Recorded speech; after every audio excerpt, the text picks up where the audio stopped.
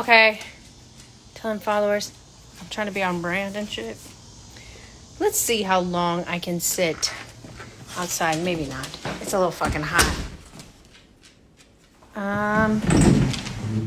Hi. Okay. Let me see. No. Just cut my hair. Okay. Hold on. Sorry, guys. I'm trying to figure out a way to sit comfortably and get my life right. Okay. Hi. Okay, so I'm gonna wait for Laura to get on. In the meantime, peep my shit. Poppin'. Hi. Hey Laura. Okay, give me a couple minutes. Let's get a couple more people on, and then we can get everything started. In the meantime, for new people, we press pause official. In the meantime, hey guys, what's up? It's your girl Nick with Girltellme.com, and today we're going to be talking to.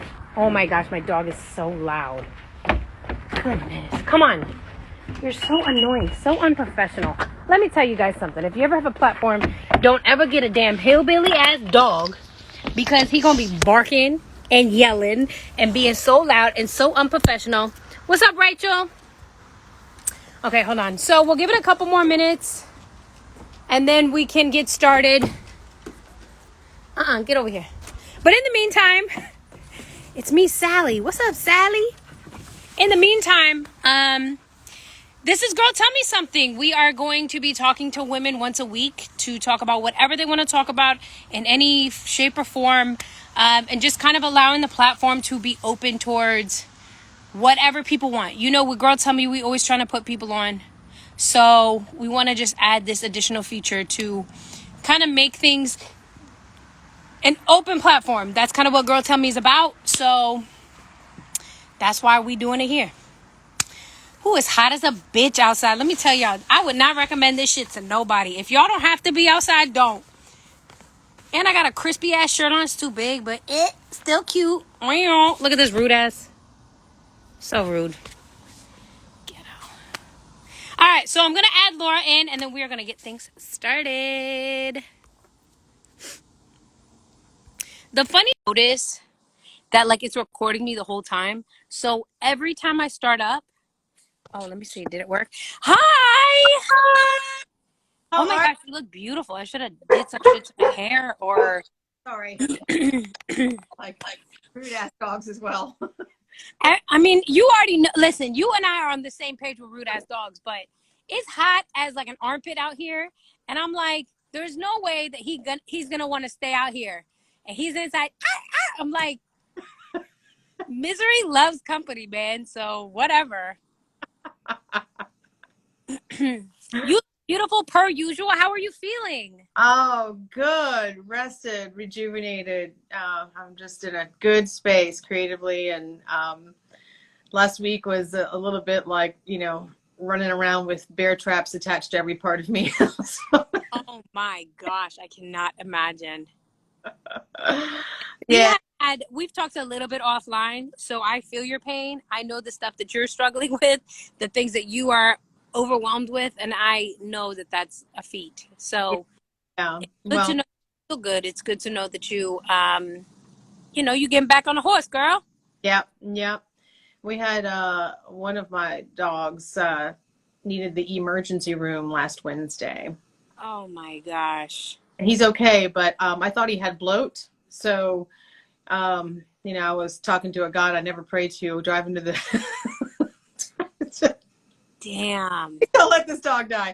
No, I do pray, but Hey girl, pray or not, live your life. Whatever you want to do. He was okay. I mean, he stayed in the hospital for 2 days, so it was touch and go.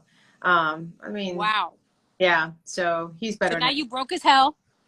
I broke his health. He broke my savings account, and we're good. We're square. You know what? I don't want to make this the whole thing, but let me just tell you, my dog got hit by a car when I was living in New York. Oh my gosh.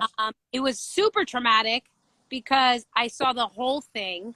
He saw something and like bolted out and went for a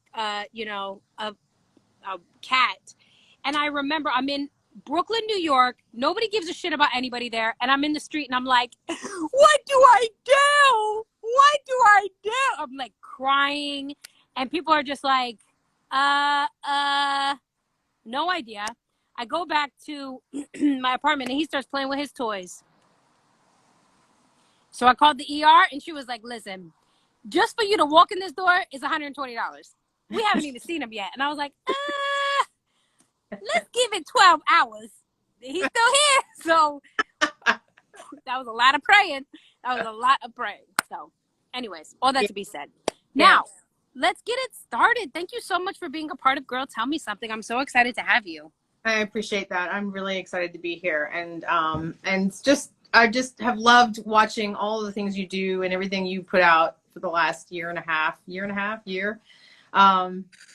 It's been a minute, but and so I love being a part of this community, and I'm very grateful for it. And everything you post, like it brightens up my feed with good tips and positivity and a lot of laughs. Some unexpected belly laughs. I've kind of know now not to take a sip of my hot coffee when I'm tuning into you in the morning because, I've been burned. That's a good and a bad thing, I think I'll take it as good. So, but I am, to anyone that hasn't met me, my name is Laura Phoenix Power. Phoenix, literally, it is actually on my driver's license. I gave myself that name on the way out of a divorce. So, wait, while we're at it, let's change that name. Hey, just throw that Phoenix in there. Yeah. I love it. This is my name. Power is my birth name. And gave that away 3 times. Like, I guess, third time's you're just like, why? Great last name. So it is a great last name. And so I am a writer and a mom. I live in Atlanta. Yes, that Atlanta. And we're having some growing pains right now. And but we're still an awesome city. And I love it here. Okay, that's enough. Oh, there's a dog outside. Sorry. Okay, girl. It's okay. He's feeling better now. Like, 2 days ago, he was laying around like this. Hey, as long as he's not bloated, he's fine. So, and I, Nikki and I have been talking about various things, and I wanted to talk with everyone today about the guilt that we put on ourselves for slowing down and taking a break and resting, and just sort of share a little bit of like what I've learned myself. And then, and it's taken me a while to get here, but I've, right out of the gate, I'll tell you the two biggest things I've really been tuned into that have shifted my creativity in the most positive and empowered way is how I talk to myself, being compassionate in that, and also myself. So also what? I'm sorry, I cut you off. When I allow the self-talk to happen, right? And so, that second piece really has only recently come into play, and it's turning out to be a real game changer. Because when I am, there's the tired where it's like, I don't really have that much energy, but I'm going to get some stuff done. And then there's the tired that's just like, why do I live in this city? Why am I trying to write? Nothing makes sense. Every person who's ever hurt me, I just hear their word. Like that kind of crazy tired, like that fatigued, breakdown tired. It could be a buildup of a lot of things happening in everyday life. It could be something that's, a trauma trigger. But I just recognize that it's a distinct type of tired that's just not going to get me anywhere. And the best thing I can do is to unplug from my phone and just sit, listen to music. Yeah. If I have the energy, or just go outside and just sit and do nothing. That piece, that doing nothing, is so hard for us, even when right? So the language we use for ourselves, like we say, like, oh, well, what'd you do on Sunday? Well, I had a really lazy day. And you take that word and you take it out and you replace it with relaxing. And you say, well, I had a really relaxing day. That just, like, even if you just say those 2 sentences, one makes you feel like you have to explain yourself. And one makes you feel like, oh, man, it was a really good day. Right? Girl, you just cracked the fucking code. Yes, because it's funny you say that, because last Sunday I literally was like, oh, it was a lazy Sunday. And I noticed that it spiraled into Monday. I was like, Well, now I feel like I got a case of the Mondays because I had such a lazy Sunday. Wow, that's true though. The power of just changing that one word. Just that one word. And Yeah. this conversation, I mean, I know what the word lazy means, and I know how I feel when I use that word and when I say that, Yeah. hear that word. But I'm kind of the word nerd. I like to go like crack open the dictionary and like like I actually have an old dusty book now. But I went and looked up the word, and it's very interesting that it says not interested. It basically says what is it? I don't have it exactly in front of me, but it's just like not motivated to work, not willing to work, Yeah. unproductive. But when it refers to a river, it's just slow moving. So when we talk about things in nature, we're much kinder with our expectations around that, because somehow we look at nature like a river or an animal and we say, well, that system is intrinsically working. And if my dog is laying in the sun, oh, isn't that sweet? But if someone is laying in the sun, we're wondering like, well, are you just taking some time off? How is Yeah. how is it that you're taking time off from something you should be doing if you're a human, but if you're an animal or a slow moving river, it's different. We're not as kind to ourselves as we are to other people, even. Oh yeah. No doubt about it. I think honestly, I think the reason why this conversation is so vital is because so I took off when I was going through my divorce, I took off a year from like any social media or anything. And I felt like such a transplant because you sat around all these people that were, you know, doing so much shit and they were so busy and they were working and like just everybody was so focused on themselves and their phones. And I felt like I was the only person in the room that had brevity. And then I said, fuck it. And I did a media company and now this is all I do. But I'm also starting to feel the residual effects of just burnout. And I feel it more and more every single day. And, you know, just even like small pieces or small things like that that you said can kind of change your verbiage or you can kind of change, you know, it can completely change your outlook on everything. So I think that that is extremely beneficial.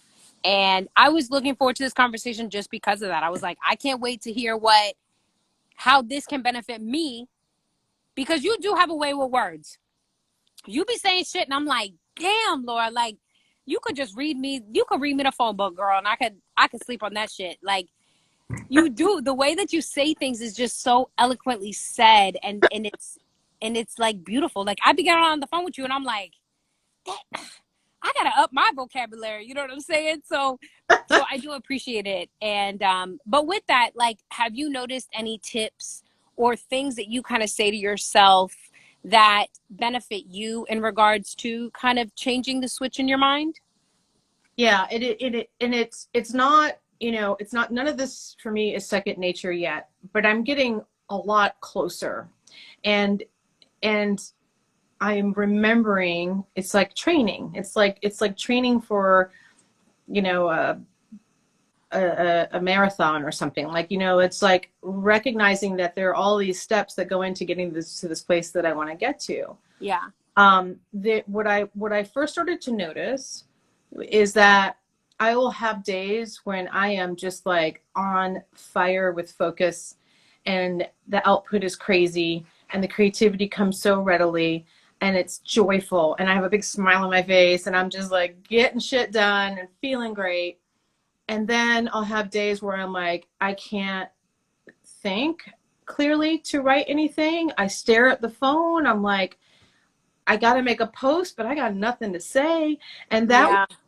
feel very badly because there was this thing that was happening where I was like, where's my continuity?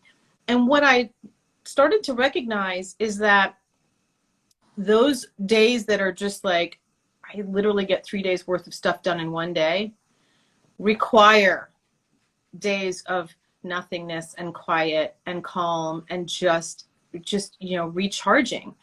And it is continuity. It just looks different. It's like if you see a duck going across the water, it may look like this duck is just sort of gliding along, but underneath there's work. There's work Yeah. happening. It's the same way when we all go to sleep. We go to sleep and our body is resting but our brain is still running the whole system and all of the organs and everything's doing its thing. Like, you know, and so with our creative process and our work, the seemingly nothing thing that we're doing, it's intangible. We don't have a product at the end of the day. We didn't post, or we didn't write our chapters, or whatever the project is that we're doing. We didn't send our submissions in. But maybe from that day, you just weren't in the right frame of mind to put it out there in the way that really authentically represents all the beautiful things you have to say and the work that you're here to do, and the writing meant to be heard. And you can't, and so like, and I'm now pulling back from things like, if I see something, if I see someone's post, I'm like, God, that is deep. I'm gonna like respond to that. I'm not even gonna put a heart. I'm gonna save it and I'm gonna come back, because it's like, if I can't come at you and comment and engage from a fully present place, then I'm not, then that's less than you deserve. It's less than I deserve. Doesn't serve us any good. And so if I'm doing that in how I engage with other people, I need to pull that into how I engage with myself and my creative process. I'm an artist, and I have all the things that come with artistry. You know, there's these, you know, creative moments that it's just like, wow, I can't believe I made that. Sorry, I have to take my dog outside. And then there's these moments that are just like, I got nothing. I'm just looking at my screen. And then I go, and then you go down that rabbit hole of, you know, you're on social media and you're looking at other people's work and you're like, oh my God, why aren't I working? Why am I not producing? Look at all this stuff we're doing. But that's not doing me or anybody any good. No, it's not. So, okay. So let me ask you from my perspective, how do you deal with FOMO? Like, how do you, hold up, there's a big ass bee here. I ain't, not today, Satan. Not today. You got the wrong bitch for the right day. Okay, sorry. Sorry. I just scared for my life, because that thing was walking past me and it's like, what's up, bitch? And then it like looked at me and I'm like, come on, motherfucker, don't try me. I'm working here. Okay, so with that being said, how do you deal with FOMO? Like, how do you deal with fear of missing out? Like, I will tell you someday, like, I know I have to post every day, but some of my bigger problems are, I feel like if I don't post, that I'm missing out. I feel like, you know, fuck, like, Girltellme's just gonna burn to death and it's gonna die. So like, what are some of your tips, or what are some helpful things that you've learned or that you're learning that have been beneficial towards you, you know, to kind, because like, even you saying you picking and choosing when you want to respond to posts, like, girl, that's strength. Because I immediately feel like I have to do it in that moment. I have to feel like, oh, I have to like it, you know. I mean, we've talked about it many times, but I do struggle with like learning, like, it's not going anywhere. You know, these are things that you can go to tomorrow or handle or whatever. So what are some ways that you kind of deal with FOMO? Oh. In the sense of like respecting your creative process. Sometimes I am not graceful at that, you know, and I mean, you know, and then other times I'm just really more forgiving, passionate with my energy, and I don't want to, you know, if I put something out that on the days when I have put things out of that sense of like, I have to keep going and I have to keep putting this stuff out, I will inevitably within an hour or two go and take it down, because then it'll cross my screen again, or I'll get a notification and I'll look at it and I'll be like, what the fuck did I just put out? Like, it doesn't make sense to me. And so that feeling is far worse to me than the FOMO. That feeling of like putting something out that I feel that I'm going to second guess and I want to Inauthenticity. Yes, right, because it's coming from a place of fear of loss. It's not coming from a place of I want to share something with you. Yeah. It's hard because, you know, this platform is great for networking, meeting people, sharing your gifts and your magic. And there's no denying that the continuity of being present every single day really has, I see it with a lot of people that I follow. I mean, and with your business, you know, like the flex is there. I mean, the proof is in the pudding. Like, you know, you're on it and you have a lot of engagement, and I don't have the engagement, and I see that. And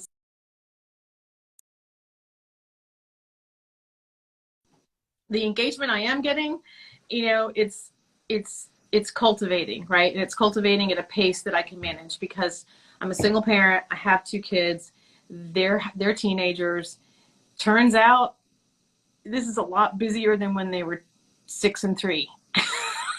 This is a whole different level of engagement with them, and I'm very happy to be available for that. But I also know that I can't stretch myself thin. And then when I do, and I say yes to things that I can't, then the resentment comes, right? Because I've agreed to do something.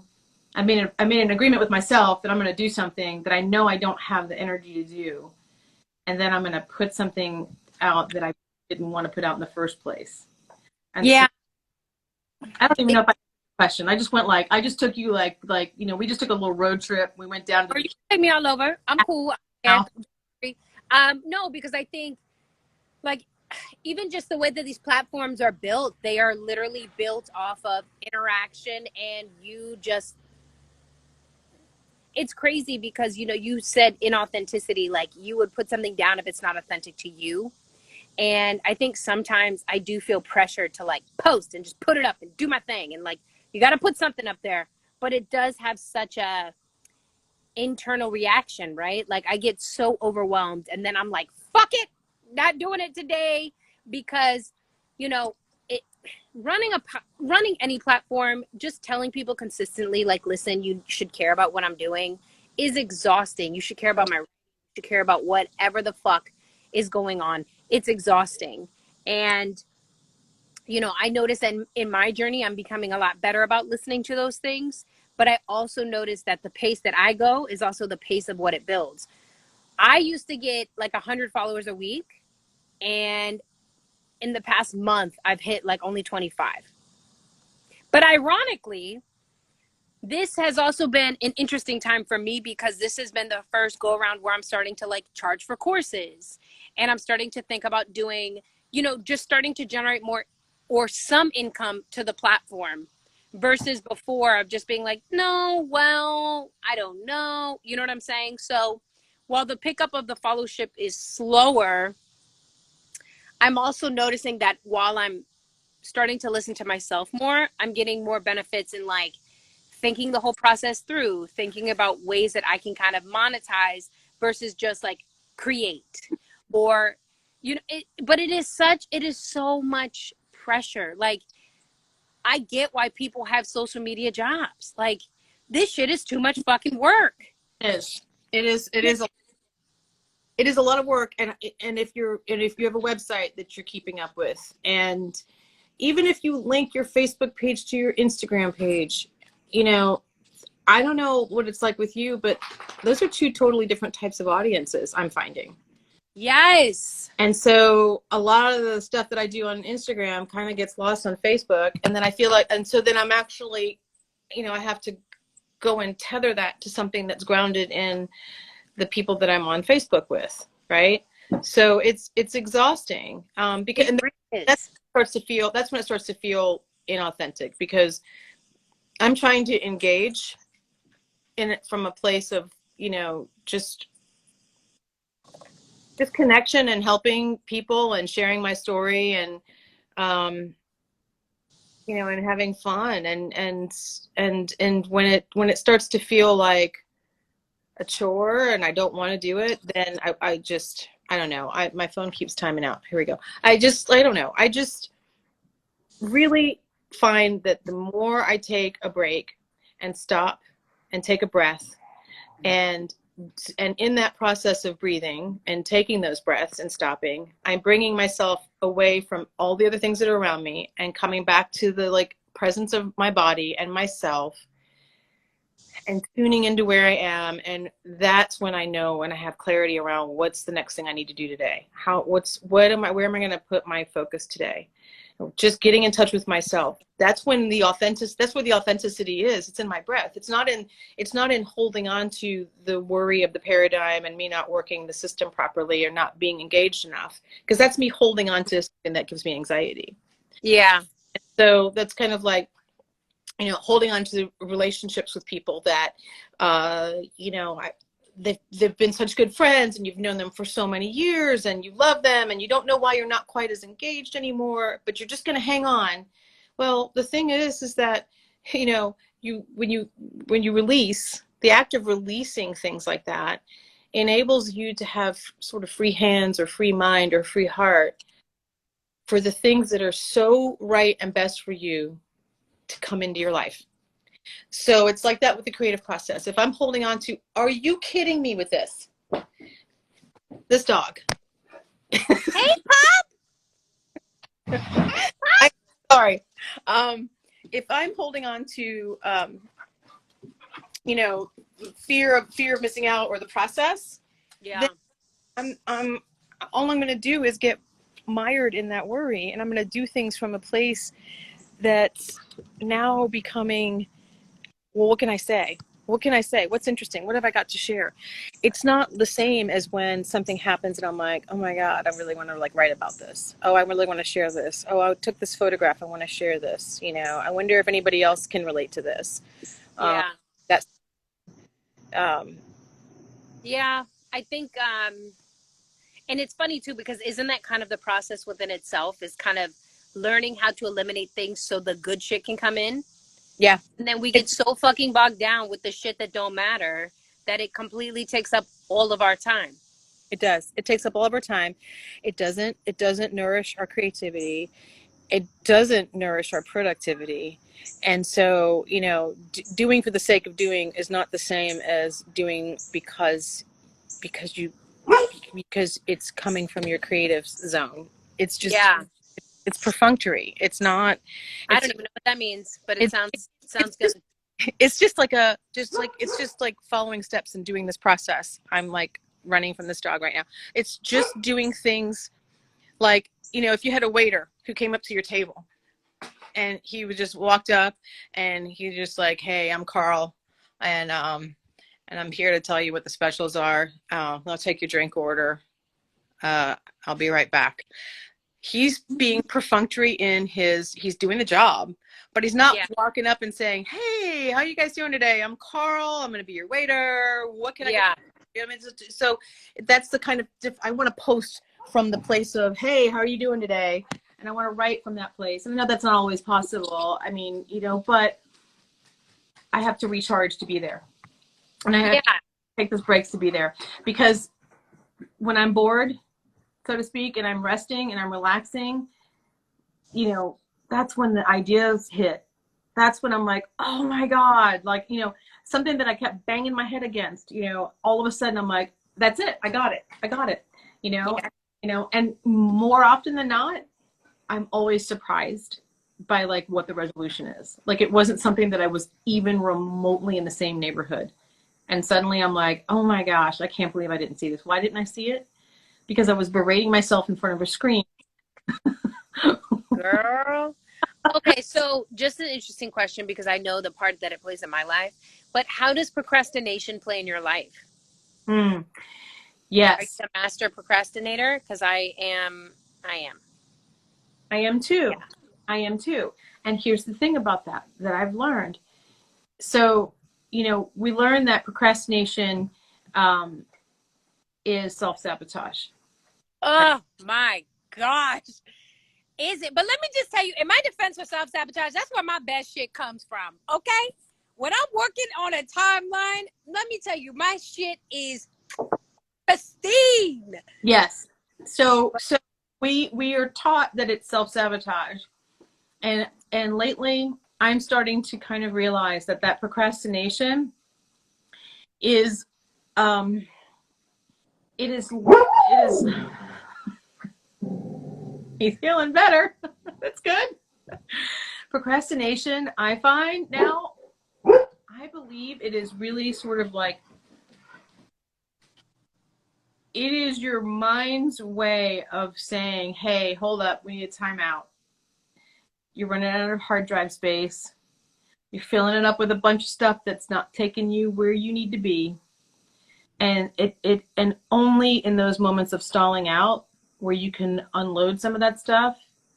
Or sometimes procrastination looks like organizing a drawer, right? That seems like a waste of time, but it's actually making your mind work in a way where the information's going from the left hemisphere to the right hemisphere. You're using both sides of your brain. You're getting creative with that space, but you're also organizing. And so there's logic and there's logistical thinking.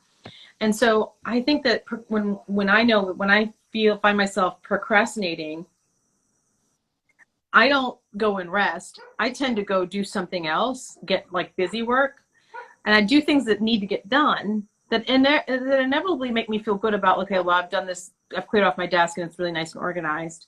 And I used to be really hard on myself about that and say, well, why am I not writing this email back to this person who's expressed interest in carrying my book in her store?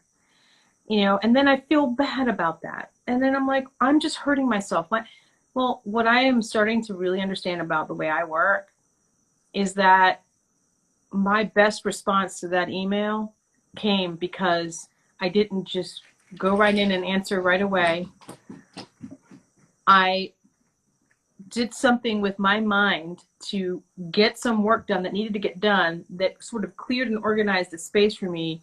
And then I sit down and an email that would have taken me 15 minutes now takes 5. Because I know exactly what I want to say, because I've given myself time to think about it. It's kind of like that with phones when people text us. If you have people that can see that you've read the text, you feel like you get an answer right away. Yeah. You know, and I mean, I told my kids, I'm like, your dad and I are the only people that need to know that you've read their texts. When it comes to your peers, Correct.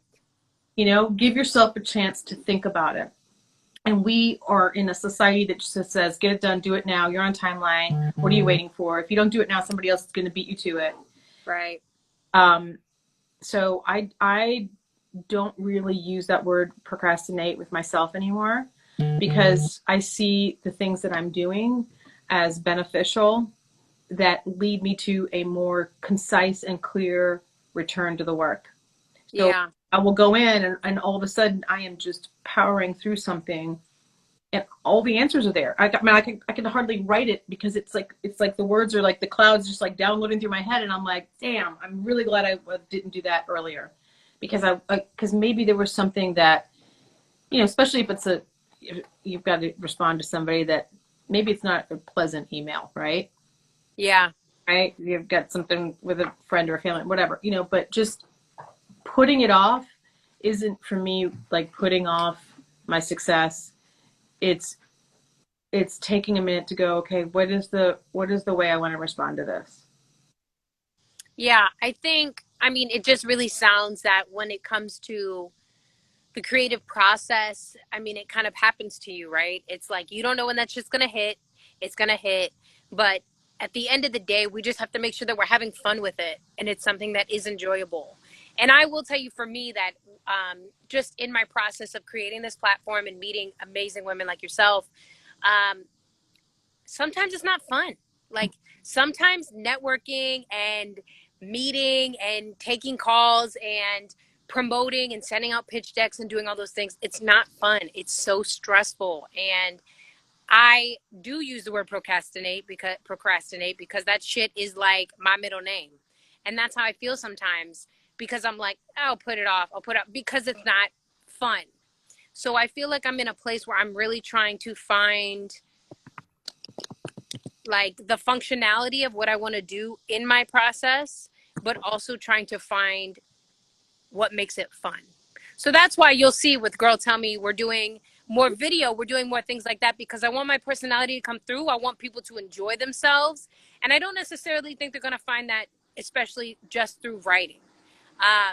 So and that's for people too that are also on here watching. Like, if your creative process is not fun, try different things to make it fun. Try different things to expand your niche, or expand just different things, because I've noticed that my goals have changed from last year to this year, just because there were certain things that I was doing that I was like, oh, that gives me too much fucking anxiety.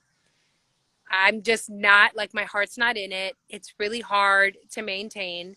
So now, like, it's crazy because the platform still highlights writers and does everything, but I notice I have a lot more fun showing the front end, talking to people, engaging. That's my strong suit. So, you know, just as an example, I think that's been beneficial. With that, have you done, I mean, I know I wanted to say, like, girl, talk your shit. Tell everybody about your book. Tell everybody about everything because, you know, I want to ask you some questions about your creative process when it came to writing your book. And also too, I know I'm talking a lot, but let me just also tell you too, Laura, that I don't know if you notice it, but I will tell it to you that, like, if you ever feel like you're not in your purpose or you're not walking in it or you question it, like, I've been on those, I've been in your, you know, your writing groups or, you know, your talking sessions or your meditations and things like that. And you are. I think those are things that we have to remember as women who especially are building this platform, building, you know, writing books and creating a space for women or people in general, that, like, we already are doing kind of our dreams. Yeah. You know, and sometimes I have to back off because I'm like, I think about it, I'm like, oh, I want to do courses and I want to do this, and then I sit back and I'm like, you know what, fuck, it's not as grand as I thought it would be right now because I just started out and I got fucking things I need to change, but I'm a step closer towards things than away. So just a reminder, if you ever felt a type of way, like, you doing a damn thing, and I'm here to remind you. But I appreciate that. Of Very course, much. you're an inspiration, most definitely. I always get people that are like, thank you so much for this. And I'm like, you guys don't understand that, like, I feed off your shit, your energy, what you're working on, everything like that. So, you know, it's, you know, I want to be like you when I grow up in some capacity in regards to being published and to be able to create this space where you can read a poem from your book and have people have emotional connections to it. Like, that shit's dope. So keep doing that shit, girl. Keep doing it. But I want you to plug a little bit, and then I want to ask you some questions about just being published in the writing space in general. Yeah. So I've self-published 2 books. And what are they called? First one what is are they called? First one is called An Expression of Love. And it is oh my god, I'm drawing a blank on the it's an expression of love, and it's a heartfelt story of parental uncoupling. And it is a book for families, married or not. If it's 2 people who have children together and that their relationship is no longer moving forward and they're going to co-parent from 2 separate houses, that is what this book is for. Amazing. And it's narrated by hearts. It does not mention the word marriage or divorce or anything like that. Like, those are legal terms. It just talks about hearts that need to be healthy and able to grow. And there are journaling pages in the back for kids. And it's a very special book. I wrote it to my heart. I wrote it for our daughters. It started out as a letter because we were going to tell them we were getting divorced.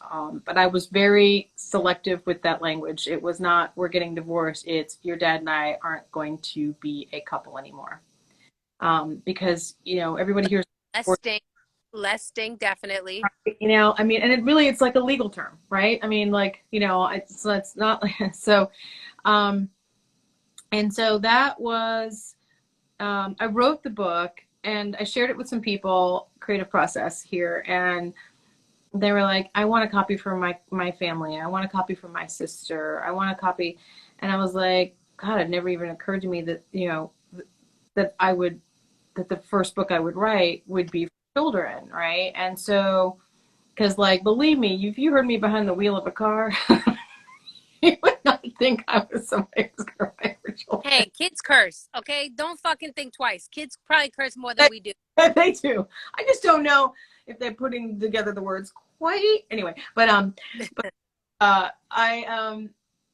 that I started the process of trying to find a literary agent and submitting and then I had the opportunity to participate in the Decatur Book Festival. And I was like, okay, well, I could wait until, 100 more letters and I get maybe an agent who possibly finds a publisher, or I can just self-publish this book and participate in this book fair. Okay. The largest book Okay. in the South, yeah. So that's the first one. The other book is Indigo. It's a collection of 18 verses on self-acceptance and self-love. And the inspiration for that was a long time in the works, but really the impetus was when I was pushing myself so hard physically to extremes, trying to be everywhere to everyone all the time, not resting, not taking downtime, not listening to my body. And I got a one-way ticket to the hospital. And that was 2 days of like a very humbling experience of like, okay, yeah, this is not sustainable any longer. I need to take better care of myself. And when I got home from the hospital, the night I got home from the hospital, I started writing Indigo.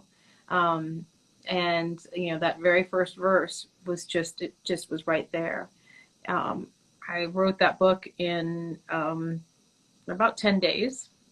Wow. And I was taking it to getting it back to the same place where I'd self-published the first book. And then Kobe and his daughter and the other people perished on that helicopter. And I saw all these stories about him. I'm not a basketball fan, so I didn't know much about his life. And the thing that people kept talking about was kindness. And I was like, wait, how can I write a book on self-acceptance and I haven't even talked about kindness? And so that verse, it's not the last verse, but it was the last one I wrote. Just about that we really need to see more of that in our world. And it's just saying hello to people.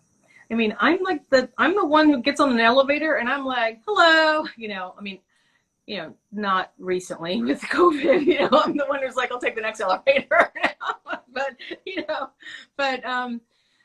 When I get on the phone with people, I'm calling to order a pizza. I mean, I'm just like, hello, how are you today? Yeah. Simple kindness. And I grew up in the Virgin Islands. My mom's from there. And everybody says good morning. Everybody says good morning to you, and you come up to the States and you talk to people and they're just like, what do you want? Why are you talking to me? And even when I'm talking to people, it's really funny. I'll be like, they'll answer the phone. Hello, this is so-and-so. Thank you for calling such and such. And I'll say, how are you today? And I'll use their name. And oftentimes there's a pause because they're on a script and they're braced for impact. And suddenly I'm just like, hey, how's your day going? And they're just like, and it changes everything. Even if I'm calling because something's wrong or something's broken, it changes how I move forward with them in that case. Oh yeah. I'm one of those people, I'll talk to anybody.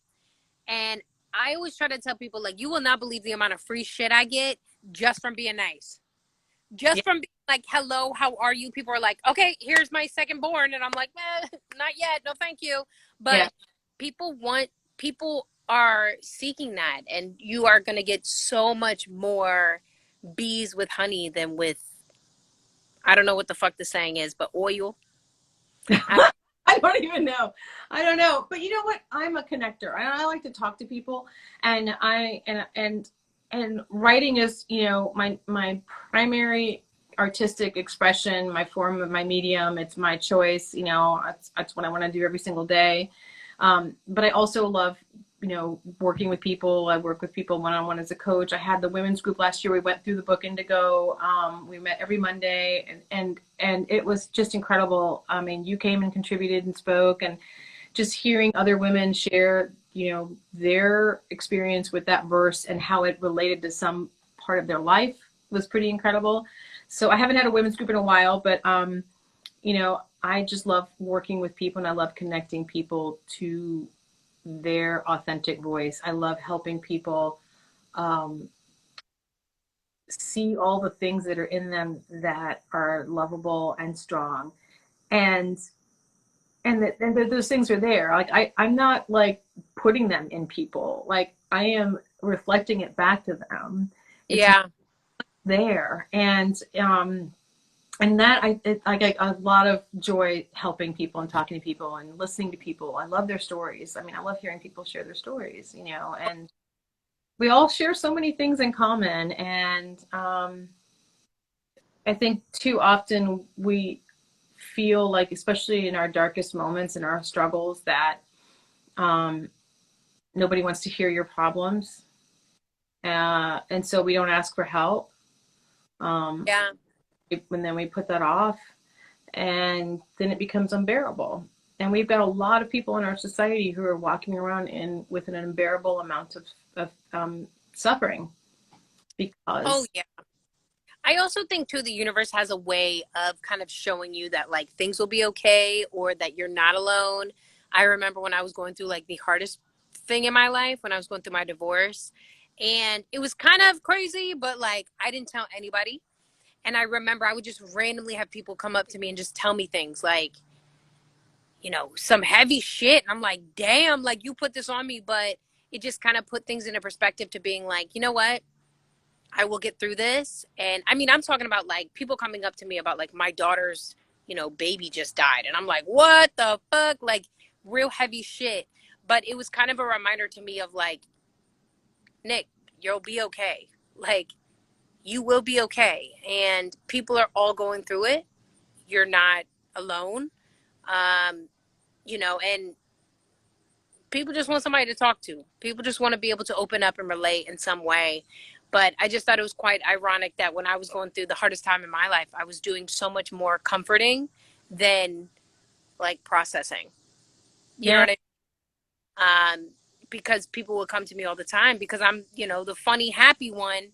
And then people come to you like, oh shit, I'm dealing with some real stuff. I really need you to kind of pick me up. And I'm like, fuck, I can't pick myself up, you know? yeah, But yeah. And that is like right there is where you have to kind of be okay with stepping back, you know, and just got to take that time for yourself, because if you're girl, Laura, I know I'm going back to therapy for it because I was like, fuck. I mean, I processed the initial blow of like my life changing, but the residual effects that it had, I was like, oh, I got to go back. I have to process and deal with all of it. But, you know, a lot of, and I'm assuming you probably experienced this maybe a little bit, but you know, once you had your divorce, a lot of it is comforting, right? You're comforting your family who's affected, your friends who are affected, the people who see you who are affected by you know, your spouse at the time, if they're not able to deal with it, just fucking everything. Like you know, and I think it's an internal thing as women that we're always kind of like dependent upon to be like, well, come on, you're stronger than all of us. And it's like, yeah, but like, can I sit this one out? You yeah, know? So yeah. I it, actually I actually had somebody say to me, um, she said, "Gosh, like, what are we like? What are we all gonna do now for like social things? Like, what are we all gonna?" And I'm just like, you know, I think maybe I'm going through a little bit more than you are. Like, maybe you girl, you gonna have to make your own Thanksgiving dinner, okay? And go sit down. Tell her ass to go sit down and make her own damn stuffing and fry her own damn turkey. Ain't my motherfucking proud. That's what you should have told her. but I'm glad you're gonna go get some support, because I don't know if it happens with you, but like if I let that stuff bang around in my head, it hurts. It hurts. It just because it just kind of gets in a loop, and it needs to come out, and it needs to be released. And that's the thing, you know, it can't just be ignored. I've listen. I'm 55. I have tried a lot of things, and what I know, hands down, about life is that the most challenging and difficult things that we endure, survive, experience, uh, when we are ready to heal those things and get to the other side of them fully, there's no going around, there's no going over, there's no going under. It, you have to go straight through the middle of it, Oh, straight through the middle of it, and it there's no shortcut. There's just no frigging shortcut for that. You know, and so, but you do it when you're ready. You do it when you can. And so, you know, you you were taking care of other people, but if those other people hadn't needed your help, I don't know, maybe you still would have waited. Like when these things come up, you go. When it's time, you know. I mean, I'm extremely hard-headed in regards to like the Capricorn in me is like, I'll just handle it and I'll figure it out. My best friend and my new relationship that I'm in, both of these people, one new and one old, I've been with my best friend for like, I've known her for like 15 years. And then my boyfriend, it's still a very new thing, but they were kind of saying the same thing. And they were like, you know what? You don't treat yourself very well sometimes. And, you know, you talk so highly about other people and you take care of so many other people. But when it comes to you, you kind of, aren't as compassionate and kind. So that's a big reason why I decided to go back, because I'm like, well, that ain't fucking acceptable. Nope, it's not. And good for you. No. It's not. It's not. Yeah. You have to like make that second nature to take care of ourselves in that way, and we don't. And I find that like I can relate to so much of what you're saying, because I do that, and I do it to the point of exhaustion, and then it becomes resentful, right? And so Girl. for anybody, it's not good for anybody. And my grandmother, she took care of everybody but herself. Always put herself last. Always put herself last. So as I move through this and I heal that within myself, I am also healing it with my ancestors as well. And my goal is to enjoy a life where I actually feel the love 100% of the time myself that I give to others. Mm-hmm. And that's true. My kids, so they don't have to wait until they're in their late 40s to figure this shit out, right? Like they've got to see that they can take care of themselves and love and give themselves that space to take care of themselves, you know? Don't let me get therapy and start loving myself. I'm about to be a new motherfucking bitch. Okay. Hey. Okay, well, we're finishing up, but is there anything else you want to plug? I've loved this almost hour. I think it's been so beneficial, so inspirational. What you got for me? What have I got? I say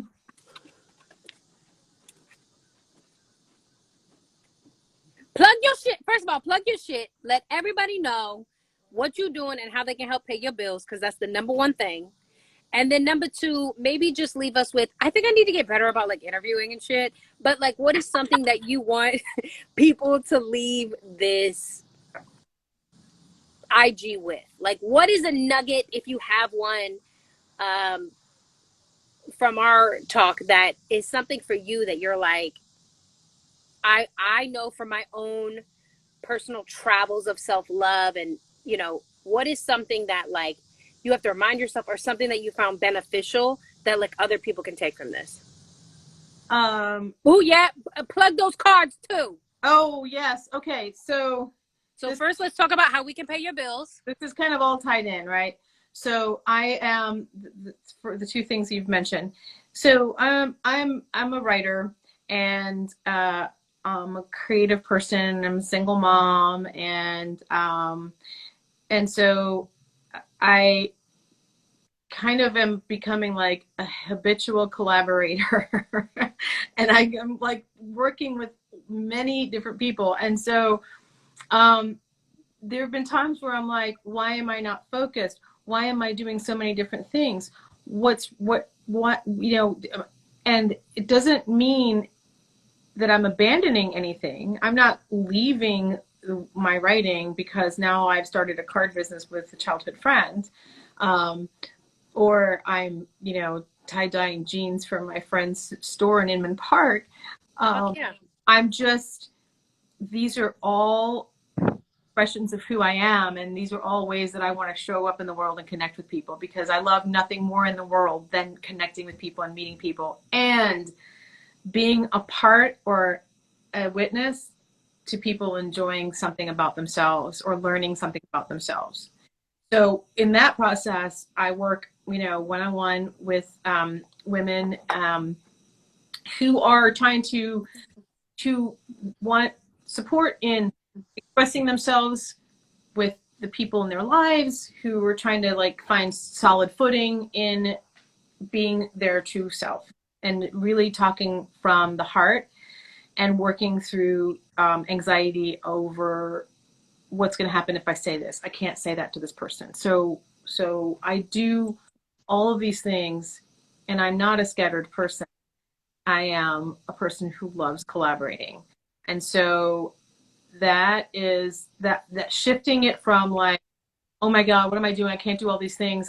I'm just giving everything, to actually know I am putting when I am focusing on this project, I am all in, and this is what I'm doing in this moment. And right now, this is where I am. I'm going to put all the love and energy and creativity into this that I can. And then I'll go on to the next project. And I don't know what I'm going to pick up next, but I'm going to sit here with this and get this done. So that's kind of a nugget, is just embrace the diversity within yourself, and when you feel called to work on a project, and it brings you joy, and it comes naturally and easily, and it feels like, all the oars in the water and you're just gliding along, you're supposed to be doing that. Trust that, because you don't know, that project may not be what you want to do in your life or forever, but it has you getting your creative juices flowing, and that any type of creative work will fund and fuel writing. Those experiences of talking with people will fuel your writing in a way that not and being stuck in frozen and writing yourself won't, right? So the things I've got going on right now, I am working on my next book.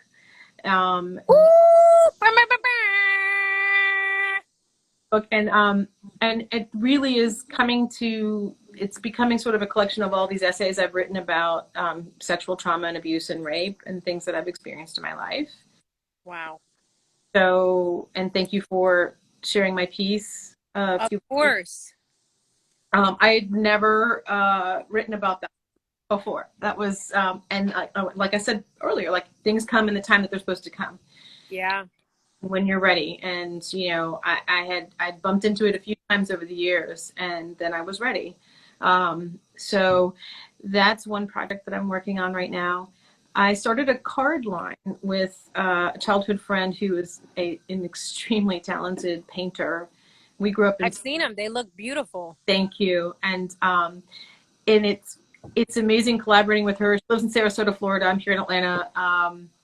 And I write the words and she creates the art. And our goal is to, get the participate in the Atlanta Mart in January, and maybe sell the cards nationally, get them into some more stores. But we have them in some stores here in Atlanta, and the feedback's been really good.